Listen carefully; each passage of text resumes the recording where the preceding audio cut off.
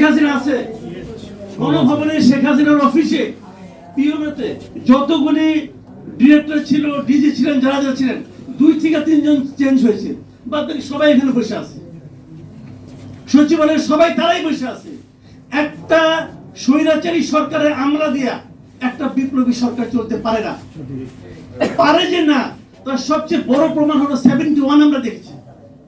বঙ্গবন্ধুর নেতৃত্বে দেশ স্বাধীন হয়েছে, উনি এসে আপনি বলেন তো 71 সালে 15 ডিসেম্বর পর্যন্ত যে আমরা পাকিস্তানকে সার্ভ করেছি, 16 ডিসেম্বর তারা কি এমন হয়ে গেল যে তারা বাংলাদেশের পক্ষে চলে আসলো, এবং তার জন্য ফলাফলটা কি হয়েছে?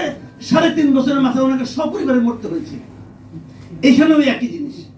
4 আগস্ট পর্যন্ত যে আমরা শেখ হাসিনার স্বৈরাচারী সরকারকে সাপোর্ট করেছে, টিকিয়ে রাখার জন্য বুদ্ধি দিয়েছে, শ্রম দিয়েছে, অর্থ দিয়েছে, তারা একদিন পরের দিন সকাল 10টায় শেখ হাসিনা আকাশে উড়াল দিয়ে চলে গেল, আর তাদের মাথায় শুভবুদ্ধি এসে ঢুকলো। এটা হয় রে ভাই?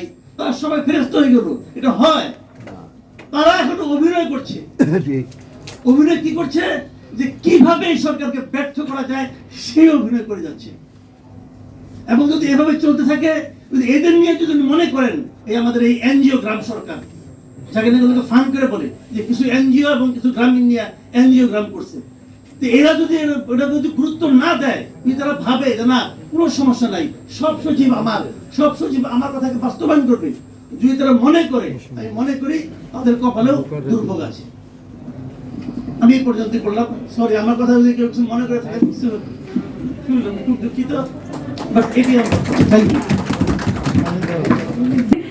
কম্পিউটার থেকে একাতে হলো, এখন একটা অবস্থা হয়ে গেছে সব এনজিও খারাপ।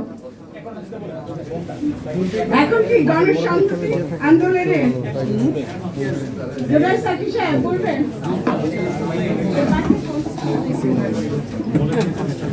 বর্ষার প্রতি